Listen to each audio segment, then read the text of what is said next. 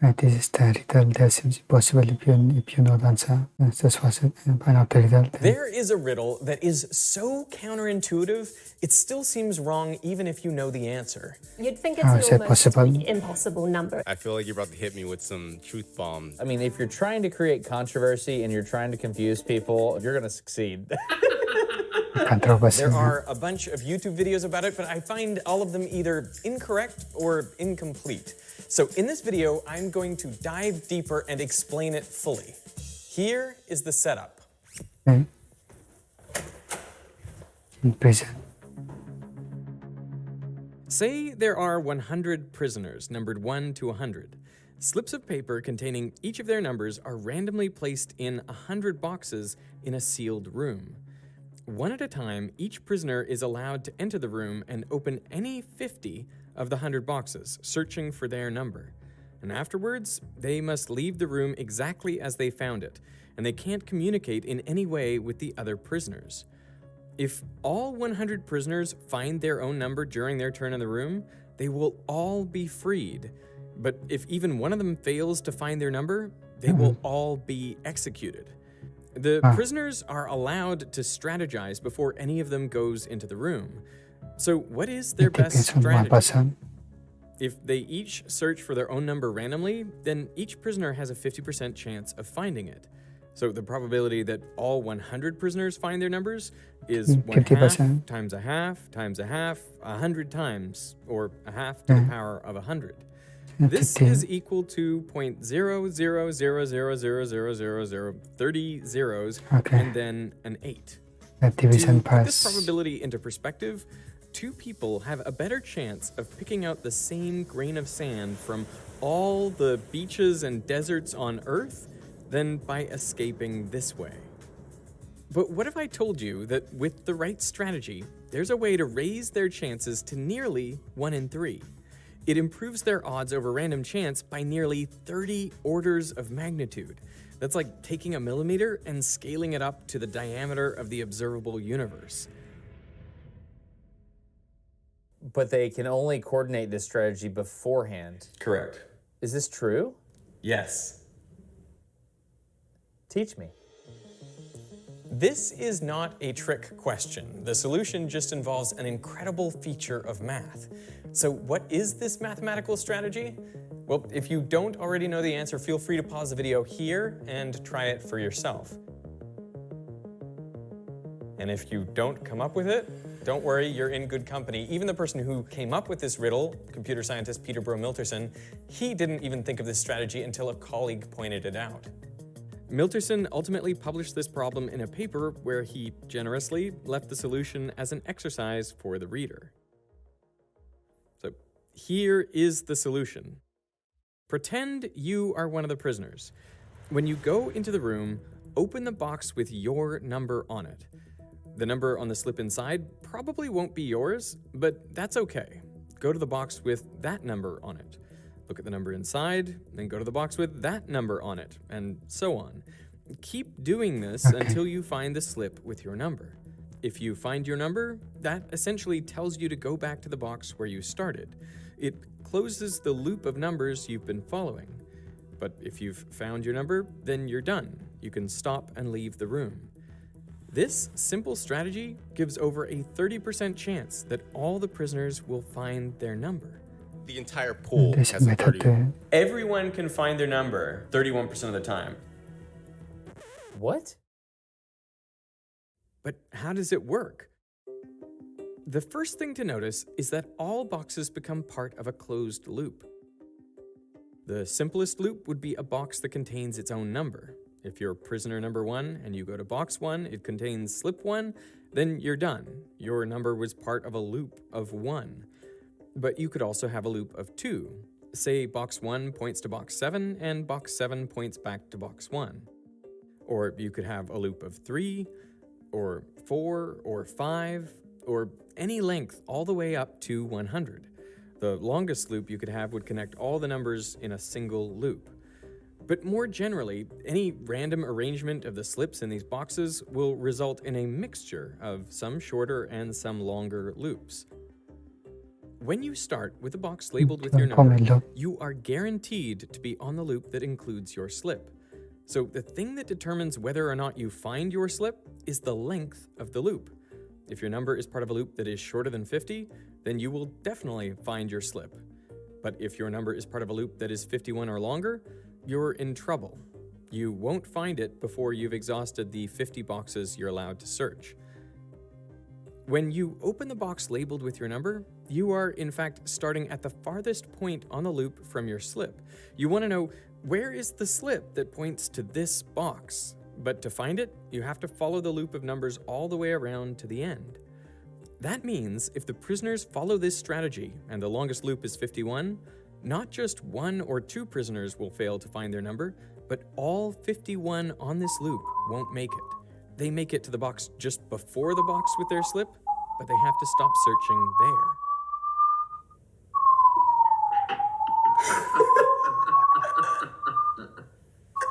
going on in the So row. the probability that all of the prisoners succeed is just the probability that a random arrangement of 100 numbers contains no loops longer than 50.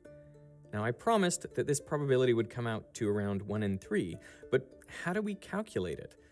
Well, imagine writing down all the different ways that you could connect 100 boxes to form a loop of length 100. So you could have box 1 points to box 2 points to box 3, to box 4, and so on all the way to 100, and then box 100 would point back to box 1. Or you could have something random, box 5 points to box 99, to box 17, and so on, and let's pick the last one, is 63, and box 63 points back to box 5. So how many different arrangements of these 100 boxes, or permutations, could you have? Well, for the first box, I have 100 different boxes that I could choose from. For the second box, because I've already used one, I can only pick from 99 boxes, and the next one I can pick from 98 boxes, and so on down to the very last box. I don't really have a choice. There's only one box left I could put in the last position. So the total number of different permutations would be 100 times 99 times 98 times 97 all the way down to 1. That is just 100 factorial. There are 100 factorial different ways that you could create a loop of 100 boxes. But what we can't forget is that these are not just lines of numbers, they are loops. So some of these lines that look different are actually the same loop. For example, 2, 3, 4, 5, and so on up to 100 and then 1 is the same thing as 1, 2, 3, 4, 5 to 100. You can rearrange the way you write these numbers 100 different ways, but they all represent the same loop. So the total number of unique loops of length 100 is 100 factorial divided by 100. So what is the probability that any random arrangement of 100 boxes will contain a loop of length 100? Well, it's just equal to the number of unique such loops that we just calculated, 100 factorial over 100, divided by the total number of ways that you could put 100 slips in 100 boxes, which is 100 factorial.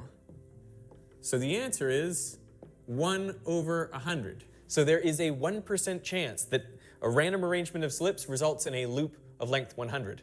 And this is a general result. The probability that you get a loop of length 99 is 1 over 99. The probability that you get a loop of length 98 is 1 over 98.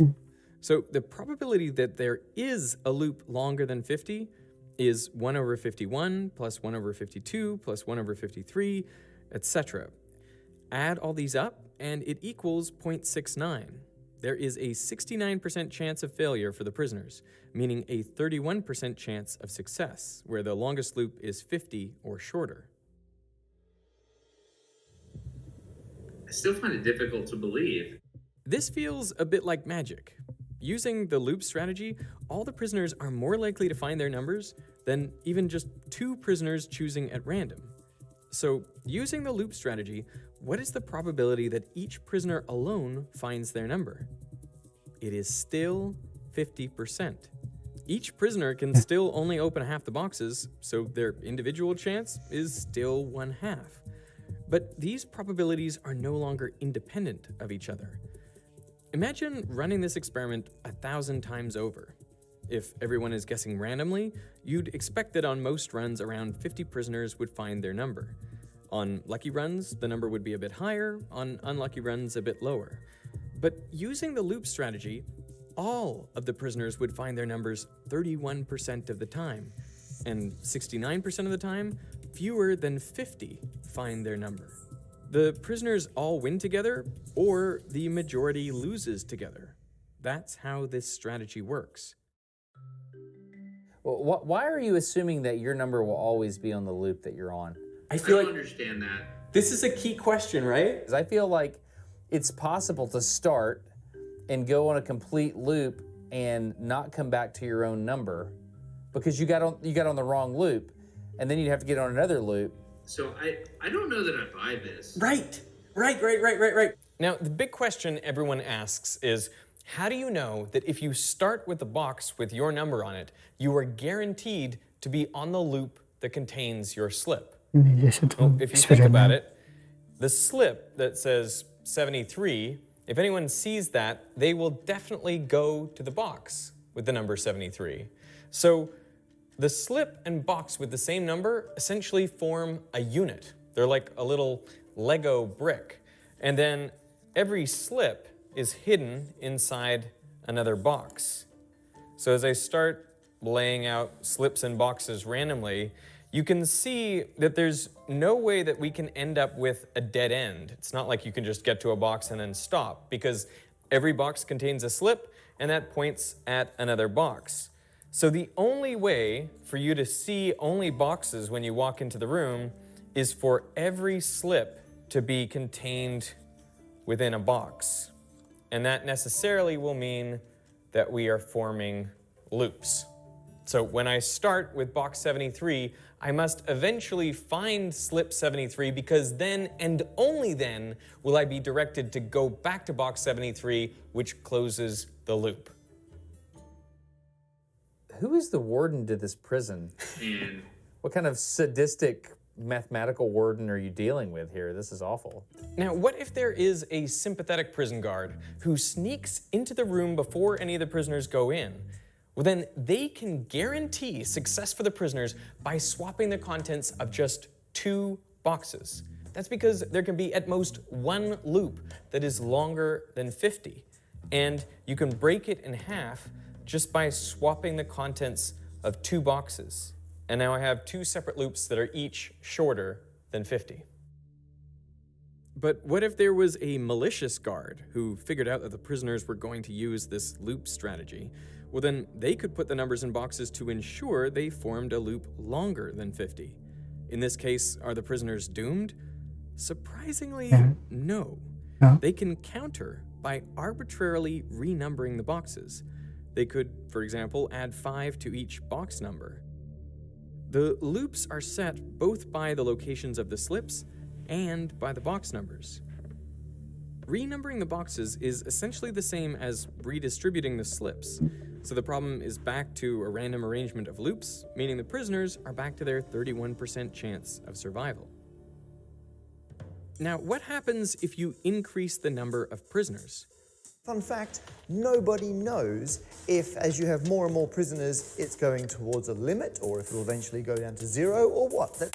That is my friend Matt Parker, and I think what he meant to say is we know exactly what happens as you increase the number of prisoners. With 1,000 prisoners, each allowed to check 500 boxes, you might expect their chance of success to drop dramatically. But you can calculate it like we did before, and it comes out to 30.74%. Only half a percentage point lower than for 100 prisoners. For 1 million prisoners, the probability of success is 30.685%, which is only a little higher than for 1 billion. Of course, their bigger problem would be the time it takes to open all the boxes. So your probability of winning this game does indeed approach a limit. So what is that limit? The formula we've been using is 1 minus the chance of failure, which is the series 1 over 51 plus 1 over 52, and so on up to 1 over 100. We can depict this series as the sum of areas of rectangles. And there is a curve that follows the heights of these blocks. That curve is 1 over x. The area under that curve from 50 to 100 approximates the area of all the rectangles. And as the number of prisoners goes to infinity, it becomes a better and better approximation. So to find the probability of failure, we can just take the integral of 1 over x from n to 2n, and we find that it's equal to the natural logarithm of 2. This gives a probability of success of 1 minus the natural log of 2, which is about 30.7%. The bottom line is that no matter how many prisoners you have, you'll always end up with above a 30% chance of escaping using this strategy. And that feels really wrong. I mean, at first it seemed essentially impossible for all 100 prisoners to find their numbers. But now we're seeing that you could have 100, 1,000,000, or any arbitrarily large number of prisoners with at least a 30% chance that they all find their numbers. The beauty of the loop strategy is linking everyone's outcomes together. Instead of each prisoner walking in with their own 50-50 shot, following the same loops means that they have the exact same chance of finding their number as everyone else in their loop. And once the boxes and slips are arranged, that chance is set at either 100% or 0%. With this strategy, you can't ever get close to winning with only a few people missing their numbers. You can only fail hard or succeed completely. In this good problem, there's just one problem. It's kind of a mind-blowing answer. Still have 30% chance.